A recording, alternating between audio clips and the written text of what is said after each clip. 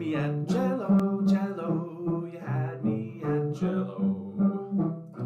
You had me at Cello. Oh, you had me at Cello. Good afternoon, everybody. Welcome to another episode of Cello Chat.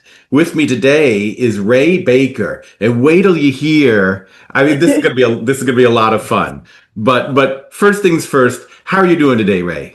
Man, I'm good. I just came from taking my test, which I think went fine. So Good. I think I'm good. How about you?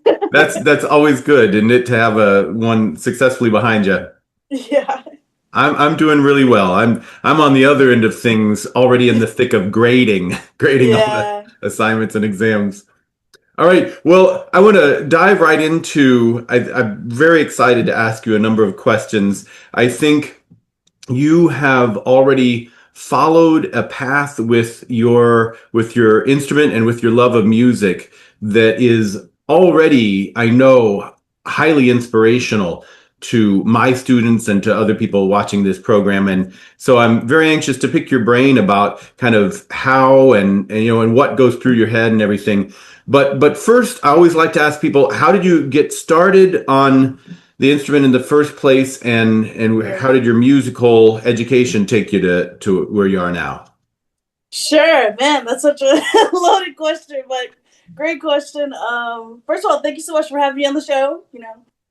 This is really cool. I love talking about cello, so Excellent. we're in our place. I would say so. My journey with music in general started when I was doing electric bass. I actually started on electric bass and I did guitar, and I'm like what you would say a church musician. So like that's kind of my beginnings of cello. And I come from like a musical family.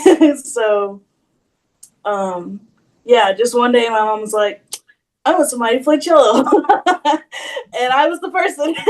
So there's I have two older siblings who do like more band instruments predominantly, so I'm like the strings girl in All my right.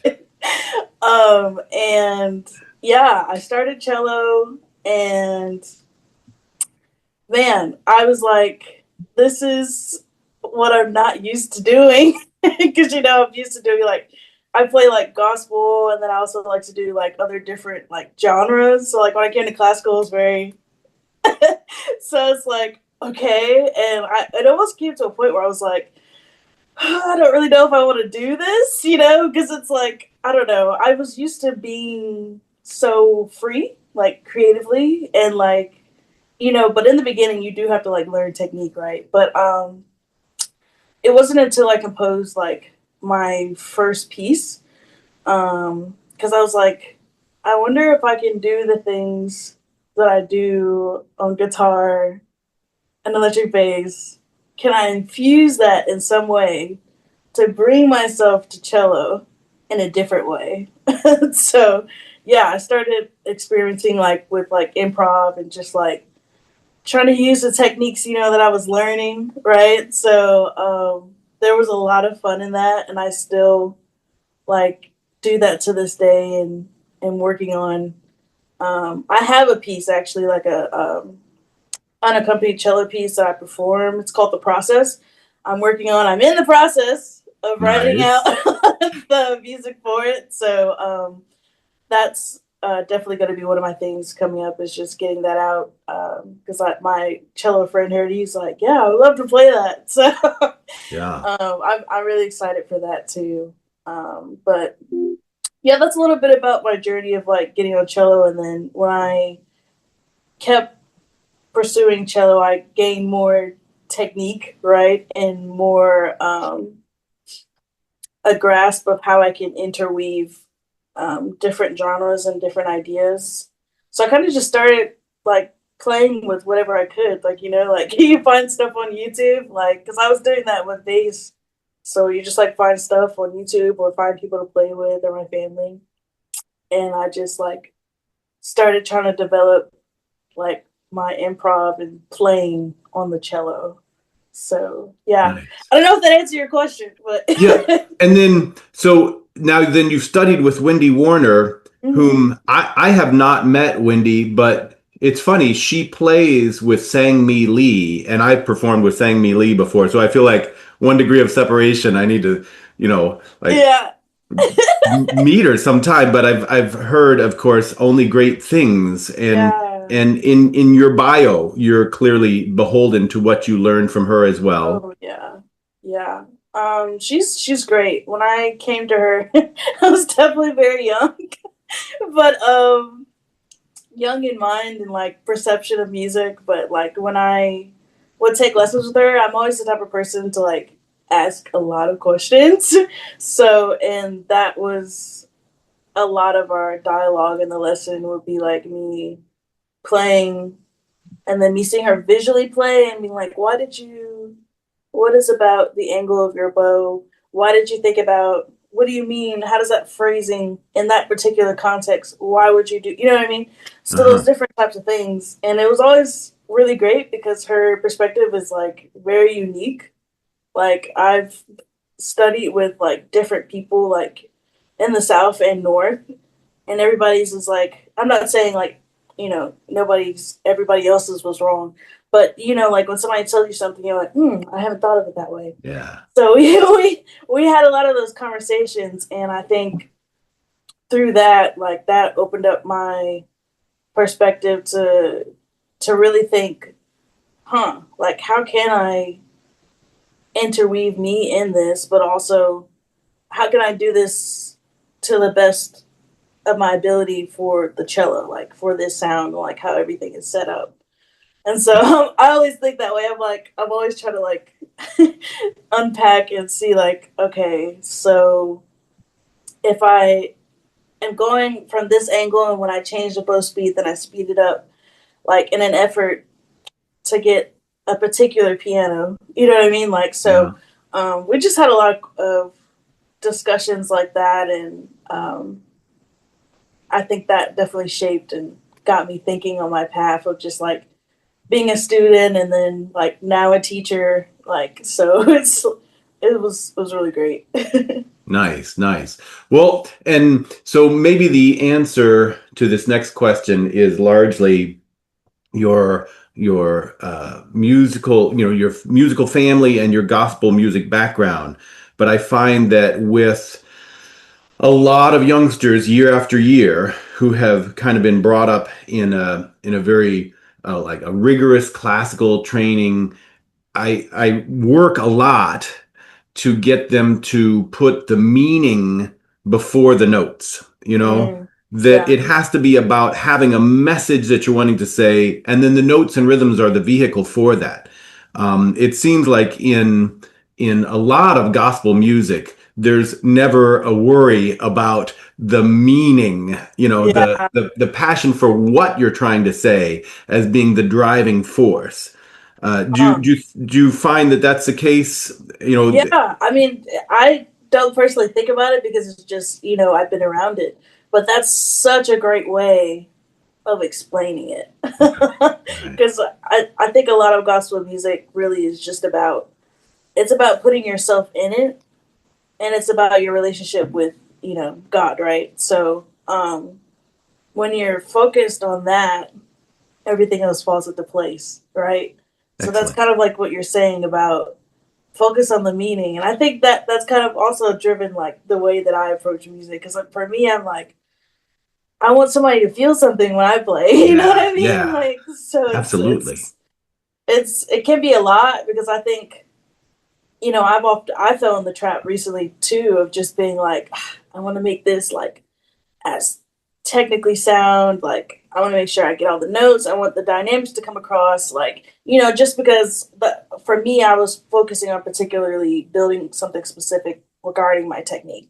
So when you're focused on just doing that, you can become, I don't, legalistic or in some ways, Yeah, right? And yeah, then you forget I like doing this. yeah, So yeah, yeah. I 100% agree. Okay, excellent. Well, and then maybe along those same lines, I'm just kind of brainstorming a bit here. Is it safe to say that this idea of what do they call it, crossover music, where Mm-hmm. people incorporate aspects of either classical or jazz or this or that style, I don't think that's at all foreign to gospel music either. You know, No. so Yeah. so your the idea of, hey, I like that. That's from another style. Okay, I know how that's going to fit in to this existing piece. Yeah. Yeah. That's really good. Yeah. Great. I would say in that regard, for me, this is helpful for me because most times people are like, "How do you do that?" And I'm like trying to unpack it, right? And Ah, so, yeah, I think when it comes to interweaving genres and crossover, I think it's about trusting what you know. You know hmm. what I mean? Like, if you know that a half note gets two beats, do you need to think about it really? Hopefully Right? But not. but we're not thinking about. I'm not visually in my mind when I'm crossing over. I'm not thinking and you know what I mean. I'm Yeah, thinking but like I'm thinking the feel yeah, first, right? Like which excellent. is like you're saying, like the meaning, like Yeah, right. So I'm thinking, what does that feel like first, and how can I fit that into it? And a lot of times, I'm more likely gonna sing it, like because I have my students. I'm like, if you can sing, you can play it, like. yeah, yeah. So yeah, I think doing that, but also like just trusting like everything that you built up, trusting your ear and building your ear, I think is really helpful with crossover. Great, great. Well, thank you for saying that. I also teach some ear training, and I'm always trying to emphasize, you want to train it to the point that it actually takes the initiative. It actually leads Right. you rather than feeling like you're always having to play catch up. Yeah. Yeah. Right. So your I want to hear about the piece process, but Uh-huh. I can't help thinking about the piece that I mean, I call it a piece, but it was just a jam. What the thing that's on YouTube as Porch Jam. Yeah, that is really taking me out that you watched it. I'm like, oh my god. I'm thinking, so it's been great. I've been corresponding a bit with Mark Summer about another piece that he's of his from when he was younger that he's working on transcribing. And I'm so excited about that. My students are really like, wait, there could be another Julio. But I hear Right. you playing that. And I go, write that down and publish I it. know. And that's Yeah. another. I have to So, agree with you. I'm I thinking mean, of myself about that too, though, because I'm like, I should really write this stuff down, like because it could be like a gateway for people to be more comfortable, like you're saying, like yes. with like going over. But I never thought about that with the porch jam. I'll be honest with you, because like full disclosure, when I do stuff like um, porch jam or I do other different things, I may have like an idea or two, but I want it to be so authentic that it's just in that moment. Like so, like Got it. everything from those two ideas is just what happened. You know what I Yeah. mean? So, Yeah. yeah, I think that's really cool. I'll have to go back and watch it myself and be like, It's awesome. I'm such a big fan of it. I'm like, wow, we yeah, need this I written down. I so appreciate that. I've been trying to lean into that as well, that side of me, like just like composing. Just because I've been doing it for so long, but I haven't like written it out all those years. I've just been trying to like develop my flow like inside and like develop that trust. Like I told my Uh, students that too, is like everything that I said to you is what I also have to do. mhm, So mhm. it's like I think some of that trust comes from just like playing on your own and just being like, whatever happens, happens. And then when your ear and your body feel something, oh, what was that? But and then pursuing that, like going down and being like, oh, okay, this could go to, sometimes you're thinking, and other times it's like, okay, yeah, I like that. You just keep going. Yeah. Yeah. That's a great point. So even my most diligent students, I know some are watching, will we'll talk about, okay, so what are you doing in your practice time? And I'm working this much on this and this much on that. And of course, they have not only the stuff, their solo repertoire, but then the orchestral and maybe a chamber music piece. And so they book all of their time working on these notes and fixing that passage and getting this up to tempo. And I'll say, well, and do you spend any time, let's say at the end when everything's warmed up, doing some free improvisation, 10, 15 minutes even, and oh yeah, I should do that kind of thing. And then talk to them next week. And this is great. This is great. Thank you for your progress on these things. And did you do any improvisation? And like Yeah. you have to let yourself just spend some time where you're not caring about the clock and you're just experimenting. Yeah, and I feel I 100% agree, and I'm definitely gonna assign my students 10 minutes improv Yes, because yes, yes. it's really helpful, right? But to me, it's also really therapeutic. So Yeah, right. that's why I really like doing it. But Yeah. when I practice, sometimes if something is like I'm not getting it and I've worked at it right, sometimes my mental break is improv. Yeah. So I'll just be like, okay, I'm just gonna like breathe and I'm just gonna like, reset a bit. And then a lot of times that reset is really helpful, right? Or Yeah. sometimes you get to step away from the instrument, right? And, maybe go for a walk or take a breath. But yeah, that's kind of how it really started for me. Like composing different things. I was just like, I still want to be able to create, like in my capacity. So Yes. I would practice my cello stuff, and then I don't have time just for me to just do different stuff. Nice. Okay, and then another thing for some of my students that's a Mm-hmm. little bit of a elusive thing to try and get them to sing and play at the same time, which again, Sure. I'm a big advocate of. I mean, if for nothing else, the fact that it gets them to let go of certain amount of tension, just the coordination that it takes to sing and play makes you just not micromanage every single thing of Yeah. your playing. But I'm curious, since you started out on electric bass and guitar, did you get used to singing and playing that way and then transfer it, or did you have Hmm. to work? Um, I didn't do. Okay, actually, that's not true. I did. There was. Okay, I'm just gonna start over. So basically, I had 10 thoughts in my head just then. Sure. So when I was younger, my sisters and we performed together, and we performed like like R&B, like Hmm. soul type music. And I was playing the bass, and I don't know if you know this song called Candy. Yes. Okay, so I was playing that on bass, and I was singing it, which was a lot. So that's the most that I did with singing in bass.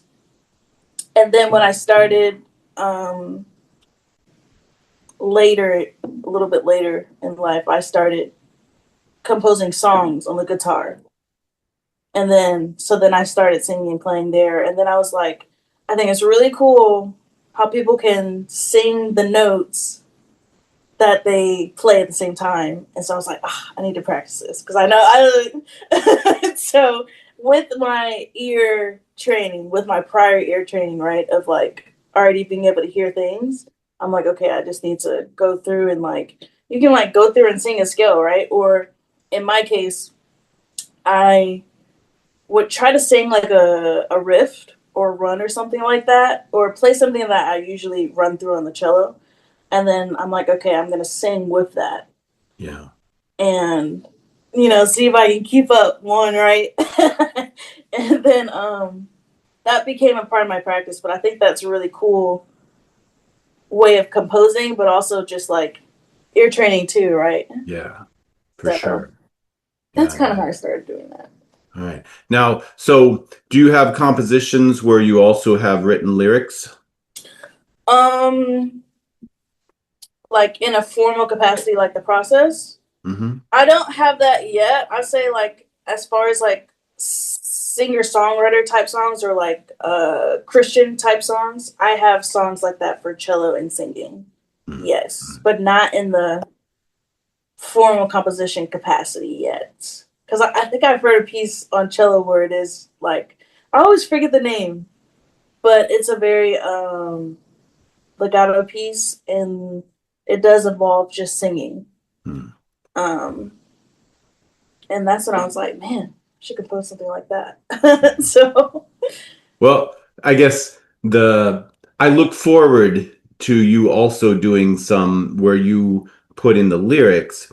mhm. I find that, not, I think this is about the 185th episode or something of these Cello Chats. And I'm often drawn when I look through just, oh, of course, there's thousands of cellists online, but certain ones pop out as being also poets. Mm. And so your bio, you talk about, like Wendy Warner also being your muse, and what was the other word? There was something about alchemy on stage. Gosh, I'm gonna have to go back and look through. And I I'm was like, about alchemy, to think that's about so bio. brilliant because you're turning this pencil lead, if you will, into gold. Yeah. Anyway, I think you're part poet too, I imagine. Well, I'm starting. I'm like, you're like trying to bring everything out. So I did do some writing as well, and I think, oh man, I'm trying to like talk to you without giving everything away. But yes, I do have some ideas in the writing Great. capacity because I tend to overthink, but I think that's also a symptom of people who, right, think about words, right? You know what I mean? So I do have something in that capacity that I'm wanting to do. Hopefully, I have so many ideas. I'm trying to figure out how I can like do this so that it doesn't look like this. Yeah. But I want to have a.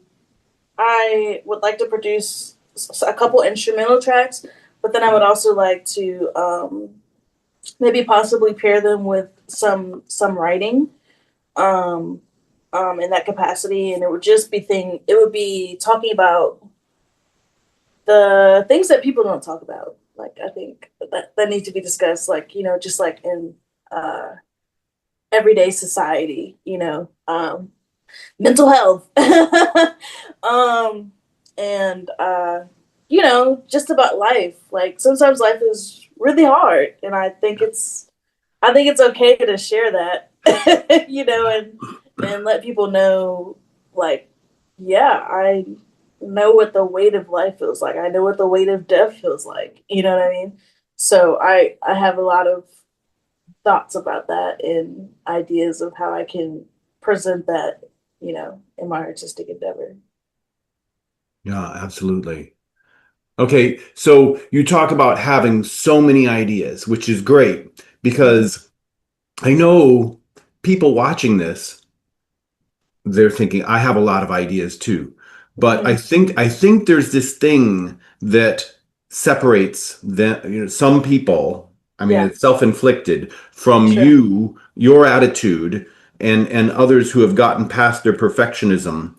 I'm venturing that you are not sometimes I want to use the verb like crippled by Mm. perfectionism. Some people they think, oh, but I'm not gonna run with these ideas. I'm not gonna do anything with them because they might not be up to my satisfaction. They just self-doubt, et cetera, et cetera.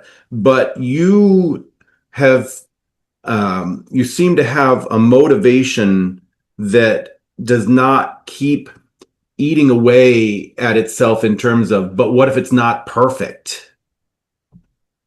I'm so glad you said that because full disclosure, I've been working on that because it's really hard, Mm. with um, music, doing music in general, right? I mean, it's something we all listen to all the time, and we judge it that fast.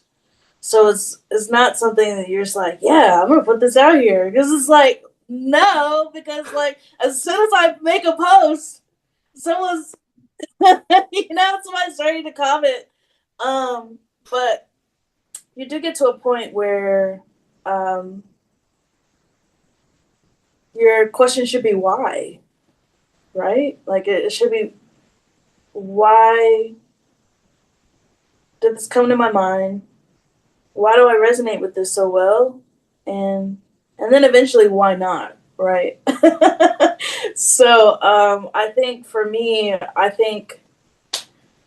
um, for the longest time, when I think about music and just like how it affects me, when I always found the most satisfaction in listening to my own music. I know that that may sound like really selfish, but it's like there's nothing like when you go through that process and you create it and you live in it and you sit in it and you're like, it just feels good, you know? And there's not a lot of things like that in the world, right? Like, you know, people are actively searching for what they want to do with their life, you know, like, and music is always there. So I think in that respect, I've had to go through a journey of like, oh, I'm like, I really want this to be really perfect. And then, but I also improv and do stuff, but I don't know if people will like it, but I really like it. And then I'm like back in school again. And then I'm like, oh gosh, this needs to be perfect. Right? So it's like, I feel like we all go through that. But I think I've reached the point um, where it should be like at the end of my days, like what do I want to see? Like do I want to see me, or do I want to just see everything else, all the check boxes that people say that I should go through um in doing music, right? When in reality there are no check boxes. It's there's no check boxes if you've taken the time to ask yourself, what do you want? And what do you enjoy doing? But you have to try, I think, right? You just have to try. I like this a lot. I like this a lot. This is great. I mean, I'm very much paraphrasing, but in some respect, if you will, I think one could say that, like just going back to your porch jam session, that for sure there are going to be some people in the world for whom, you know, well, I would have done that differently or something like that. But the vast majority of people, even if in your own mind you see how you might have done it better or differently still, there's a lot of people who see something like that and they think that's already perfect. I Mm-hmm. wish I had done that. I wish I had thought of that. That is now my inspiration. But we on our own, we look at things and it's so easy to think, uh, uh, you know, could it have been better We know too still? much, right? It got in the way. Yeah, Yeah. yeah. So tell us a bit more about this piece process, if you will.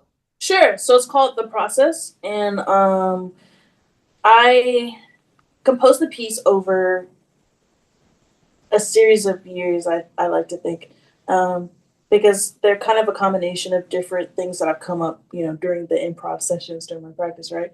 Or if I've just had a practice just for improv, right? Um, and the whole idea behind the piece is actually the journey that I took in developing my relationship with God. So it's actually called The Process simply because when you develop that relationship, you tend to always lead to where your purpose will be, Hmm. right? Why you're here.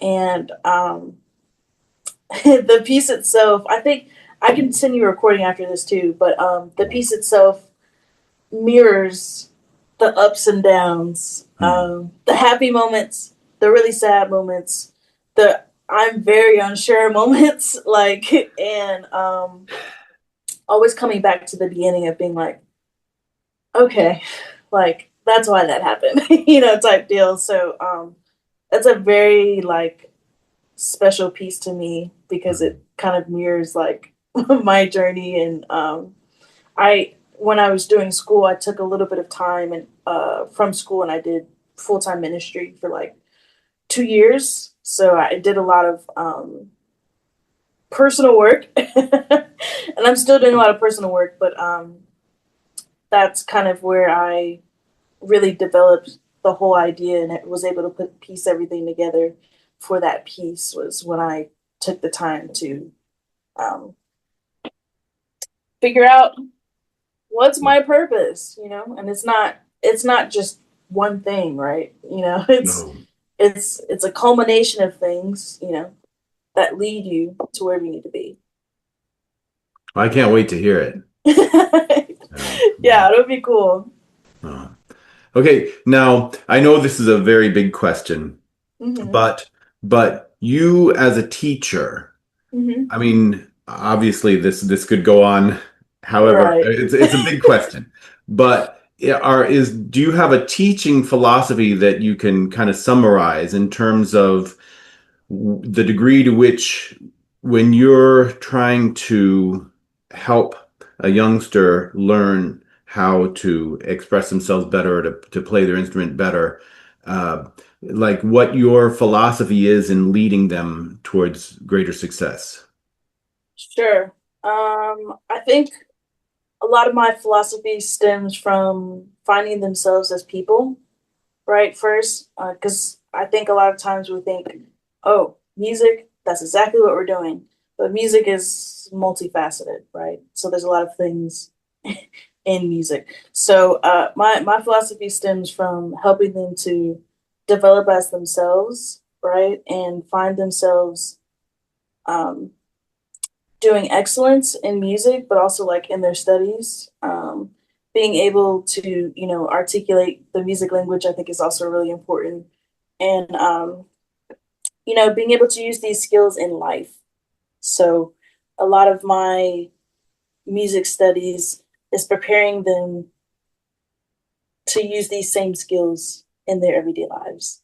So that's a big part of mine. I'm like, okay, I always ask them how's school going, and then I'm like, okay, what does this mean? Why do we need to think about what do we need to think about to get the best sound, right? And then it's like, okay, now we've identified that. How do we want to play this? How do we want to feel when we play this? Um, you know, think about all the skills that we're developing in here and how you can apply them to your schooling. Like, so when you practice and you make time to consistently practice, you also make time to consistently study. Like, you also make time to consider your feelings. So it's definitely a all faceted type of philosophy and approach to music. We wear a lot of hats when we teach, don't we? We do. I realized that, and I was like, Yeah.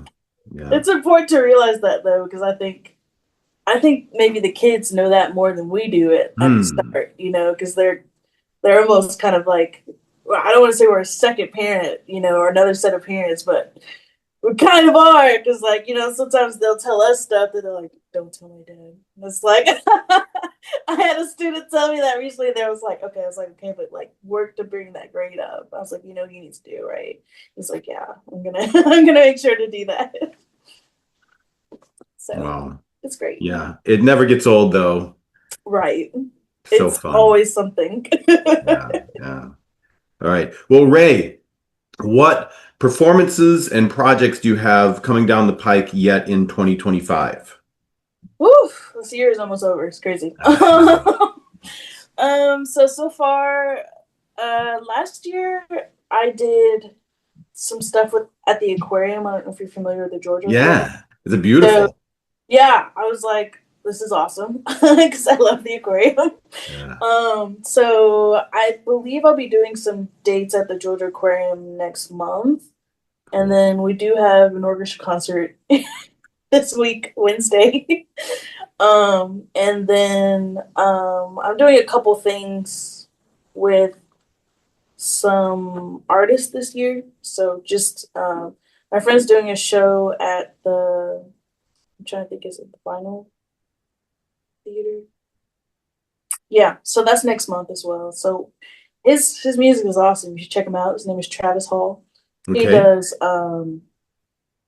like soul type Okay. music. And kind of 70s, but it's also like R&B. So it's like it's crossover. Nice. There you go. So It's but good. it's really great. Like I was on one of his tracks too. So he just released his single and album and everything. So this is like a live album recording that we're gonna be doing in October. All right. So I'm very excited. Yeah. Well, send us links for all of these if you will, and we'll Yeah, add them too. yeah, Great. we'll do. Yeah, I'm trying to think without looking at my calendar. Yeah. I'll still be teaching and stuff like that. And you know, December's always a whirlwind, right? Because you never know. Like, I have some dates for Christmas Eve and different stuff like that already too, but we'll see. Yeah. Great time of year though, isn't it? Yes, I love it. I'm excited to watch. I don't know if you know the movie White Christmas. Yes. Yes. It's My a favorite time. it's a household favorite here too. Yes, I'm like my sisters and I, because my mom used to watch it. We're always watching that every year. That and Polar Express. Nice, nice. All right, Rae, thank you so much. This has just been every bit, as informative and inspiring and fascinating as I knew it would be. So Yeah. thank you, and best of luck to you on everything. Oh, thank you so much. We will continue to plow forward. All right. Thank you. Thank you. Absolutely my pleasure. And all of you out there, happy practicing all week. We'll meet back this same time next week. Take care. Yeah, me and